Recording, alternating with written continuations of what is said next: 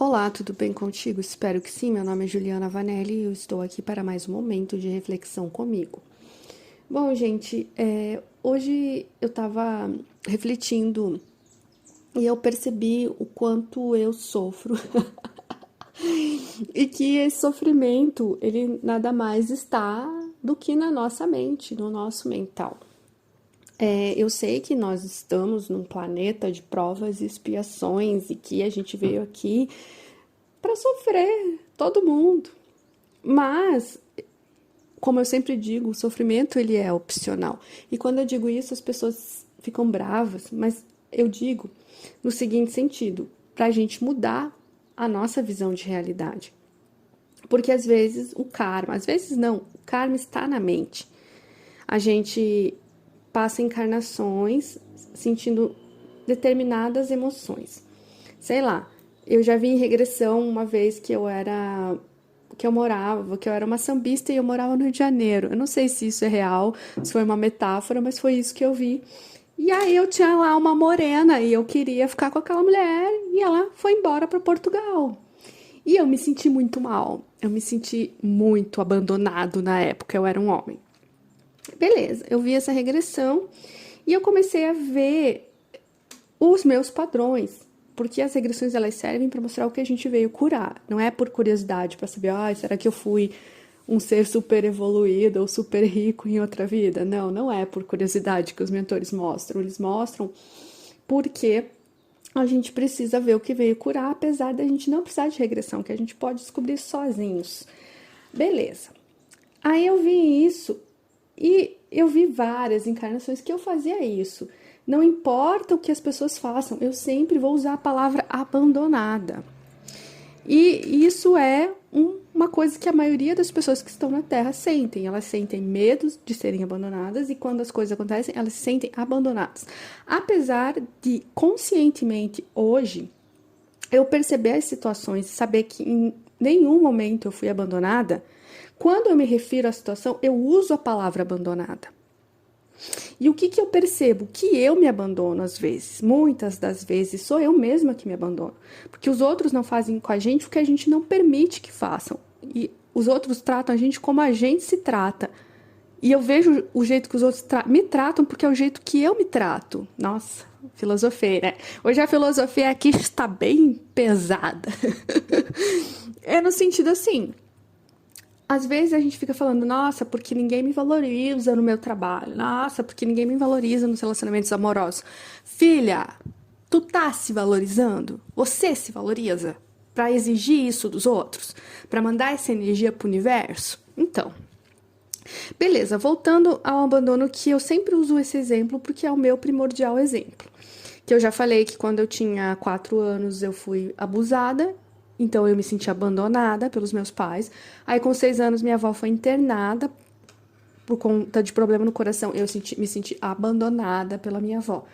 Aí, a minha mãe morreu de câncer. E o que eu senti? Que eu fui abandonada pela minha mãe.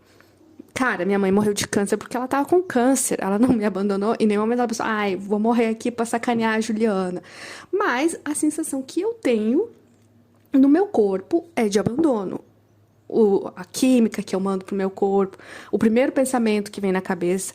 E o último acontecimento da minha vida foi a minha galinha pequenininha que morreu há 24 dias. E o que eu senti? Que a minha galinha me abandonou. Sim, eu falando dessa forma, parece assim, é porque você é boba em acreditar nesse discurso errado. Mas todos os karmas são mentiras que nós contamos pra nós como se fossem verdades e nós acreditamos nisso pra gente se sentir mal, pra gente viver mal, pra gente sofrer. Então, se todo karma está na mente, o que precisa ser curado? A mente. E como se cura a mente? Além de conseguir merecimento e graças divinas, você mudar essa mentalidade.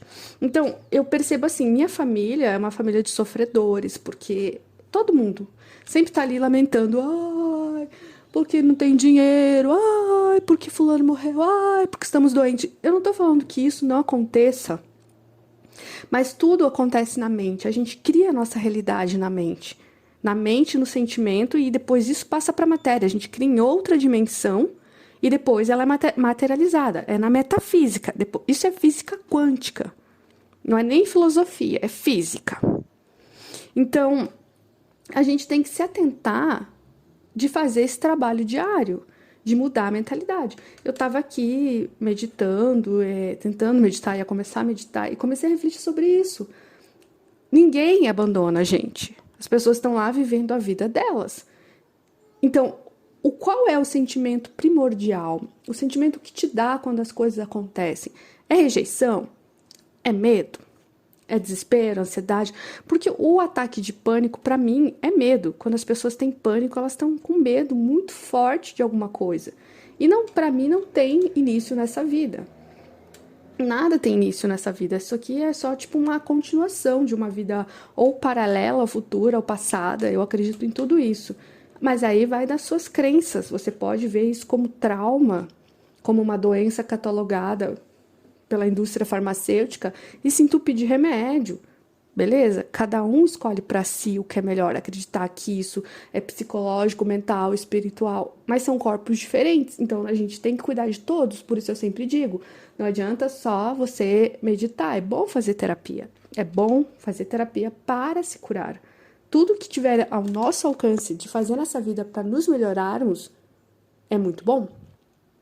Nos percebermos, porque eu sempre digo, o terapeuta não vai fazer o trabalho sujo, ele vai só te mostrar o norte, e você vai se melhorando.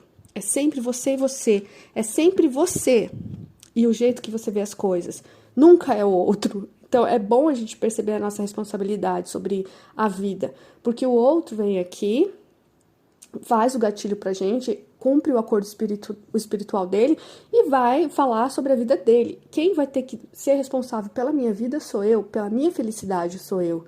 E como eu digo, a gente tá aqui para ser feliz e para se amar. Então, começar logo é melhor do que demorar para começar a se perceber e a mudar essa mentalidade. Não é fácil, gente. Primeiro, eu venho de uma força imensa para me fazer mal. Às vezes eu olho assim minhas fotos passadas e eu tenho vergonha de mim no seguinte sentido. Eu era linda, inteligente, maravilhosa e eu me punha para baixo o tempo todo. Eu aceitava entrar em grupos, eu já fui de vários grupos, de várias tribos, para me sentir acolhida pelos outros. E tá tudo certo, eu não tenho que sentir vergonha disso, porque a maioria das pessoas fazem isso.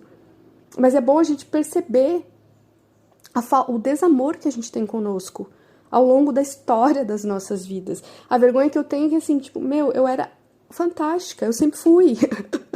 Você deve ser também. Só que eu me colocava tanto pra baixo, assim, tipo, nossa, eu sou feia, nossa, eu não sou capaz, nossa, eu sou uma pessoa, não sei, que eu não mereço. E aquela coisa de a gente perceber os padrões familiares. Eu li um negócio do Hélio Couto esses dias, que quando se diz pra uma criança, a criança quer, mas ela não pode. Sei lá, eu queria Kinder Ovo na infância e minha mãe não tinha dinheiro. Eu falo, quero, mas não posso. Eu trago isso pra vida inteira. Tudo que eu quero já vem na minha mente assim, não posso. Não tô falando só de mim, tô falando de todo mundo. Então, comece a perceber as coisas que você pensa, quero. E logo depois vem um pensamento sabotador, não posso. A gente pode muito. Então, eu não gosto nem de olhar os meus álbuns antigos, eu tô fazendo uma limpa em tudo aqui em casa, e eu não gosto de ver as fotos antigas, porque eu odiava tirar foto, eu não gostava que os outros tirassem foto de mim, e eu era linda, e tipo, eu olho pra mim e penso, cara, por que se fazer isso com você? Nós temos que ser nossos melhores amigos, nós temos que nos colocar pra cima, nós temos que nos amar, independente do que sejamos, independente de por que estamos passando, independente do formato do nosso corpo, do nosso cabelo, independente se a gente tá desempregado, empregado, milionário, pobre, independente, gordo, magro, alto, baixo, sabe? Eu sei que é um trabalho difícil, mas porque eu mesma vou me pôr pra baixo? Não tem cabimento isso, sabe? Eu ser contra mim. Se é só sobre a minha vida que eu vou prestar contas, se é só sobre a minha encarnação, sobre a minha alma e sobre o meu espírito, eu sou responsável por me fazer bem. Não tem ninguém de fora que seja responsável por isso. Então ninguém pode me abandonar, a não ser eu mesma. E quando eu me sinto abandonada, é isso que eu faço. Beijo, que acabou.